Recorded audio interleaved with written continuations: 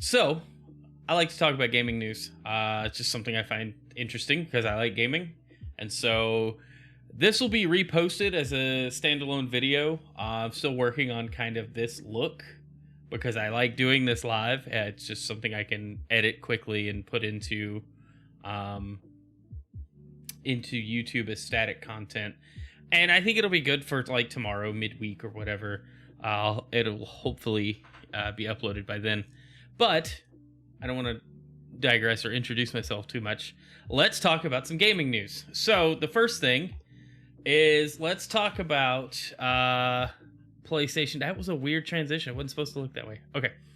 Let's talk about PlayStation and Bungie. Kind of weird. Sony's like, hey, we've been in talks to buy Bungie. So they did. $3.6 billion deal. And they've already said that Destiny is going to remain multi-platform, which I don't know if anybody was surprised by that. I certainly wasn't, but I just wonder what it means going forward for, Destiny, if they make a Destiny 3, and if any new IP or new games that come out that aren't already like PlayStation exclusive, if they are like exclusively Bungie developed, would remain multi-platform or become PlayStation exclusives. Like that's going to be interesting to see play out. The other thing coming from it is why would Sony do this, right? So I've seen a lot of people talk. People are just like, they're just clapping back because Microsoft bought Activision. Well, this is nowhere near that level. This is more likely Sony needs some good multiplayer games. They've got single player experiences locked down, and they're all really good and fun games, but they haven't had a solid multiplayer game since like the PS3 in-house. I feel like they've been good at single player, and so they stuck with what they knew and kind of forgot about games like Killzone and SOCOM because they just quit making those work, I guess. I don't really know. Point is, now they will have a solid multiplayer game that they can use, and then going into that a little more, they could probably use Bungie to build out a new like multiplayer Sony exclusive that will be very popular. I think it's going to be cool. And anyway, I don't think it's going to be a bad thing for gamers, except from a consolidation standpoint. And I'm really interested to see what Sony's actually going to start doing. So let's move on.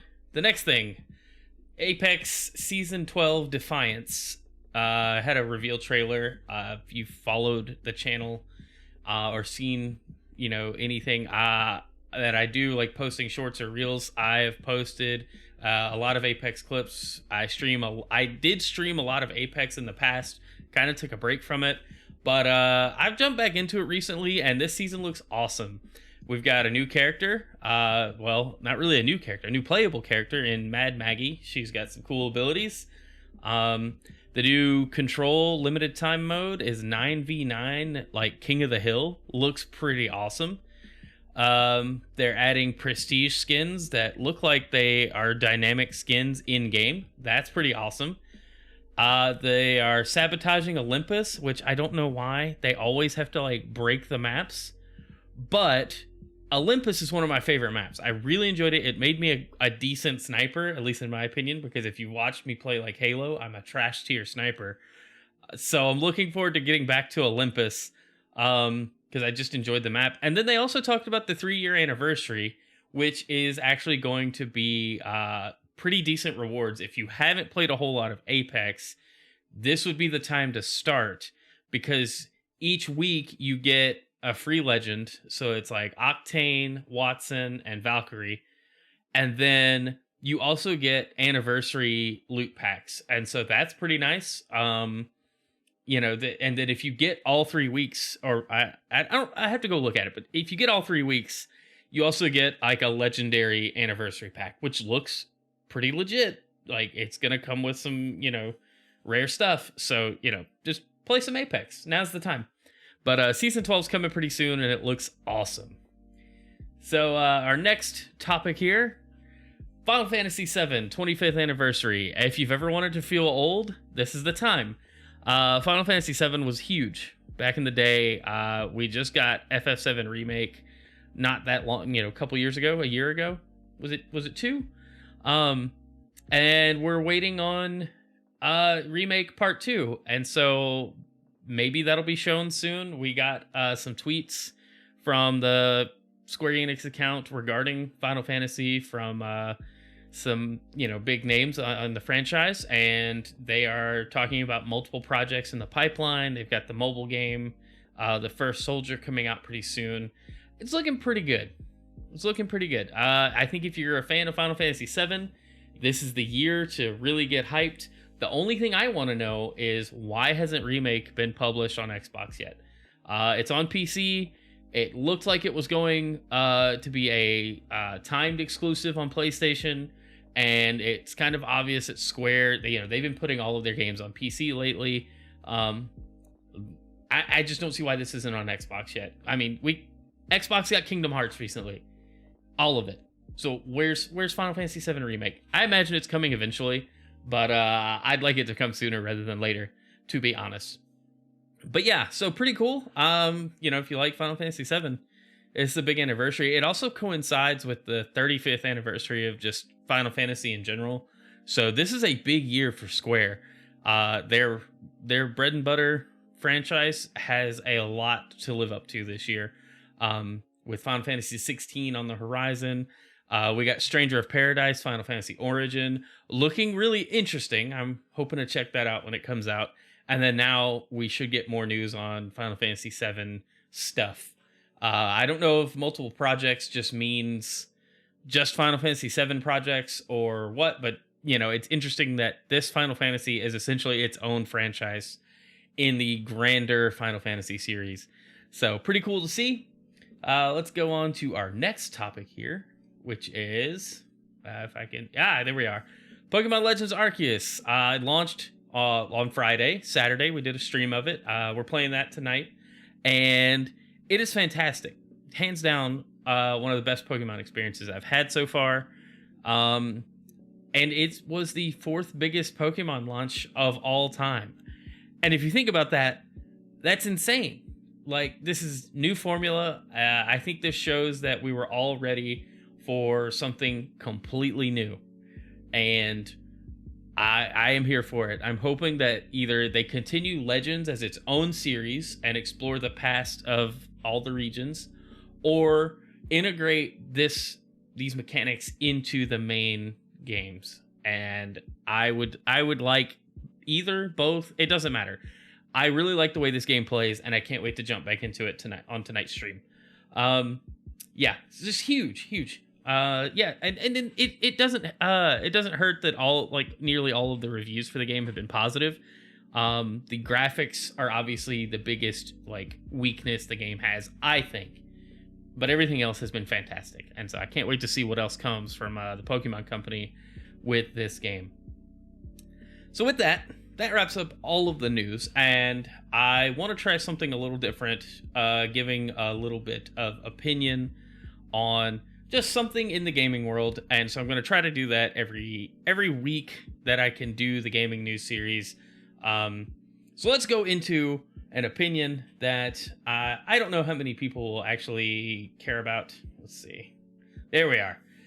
Game Pass Ultimate versus Games with Gold. I think, and a lot of others on the internet are inclined to agree, but I feel like Games with Gold needs to go away. We can just look at the Games with Gold.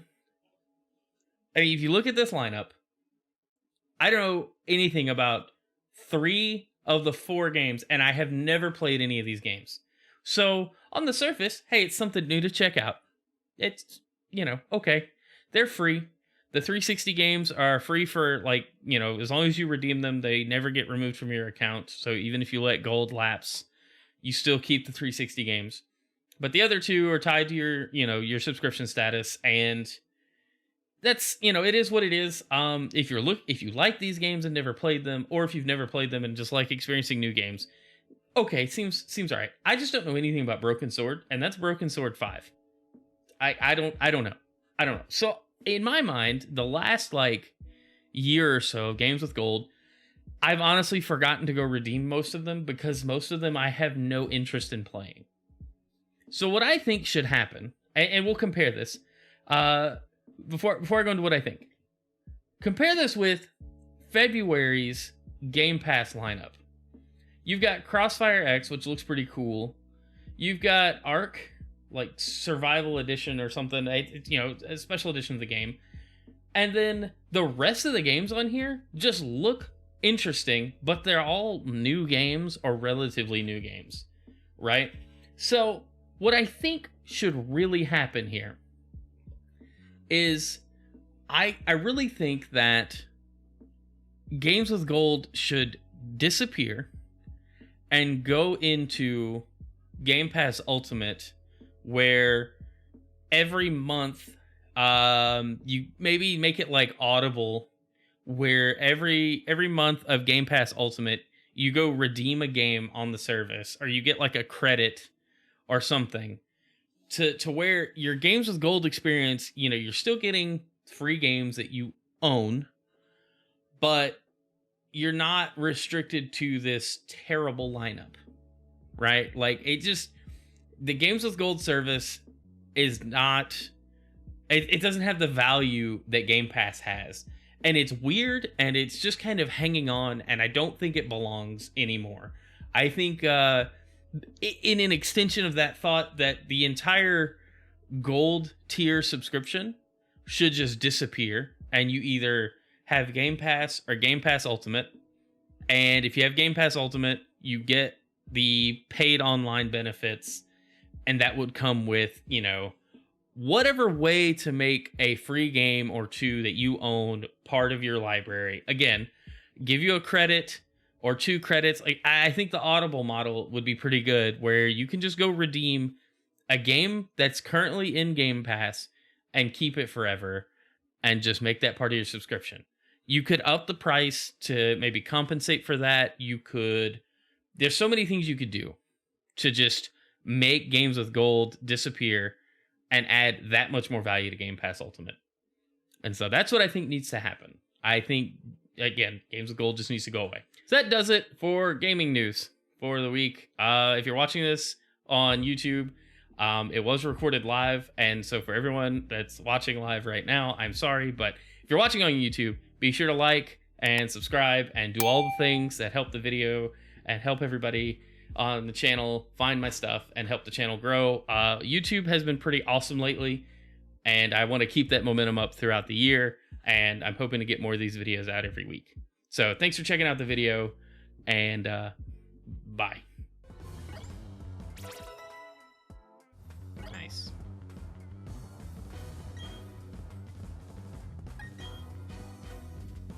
Oh no, he's gonna do high jump kick.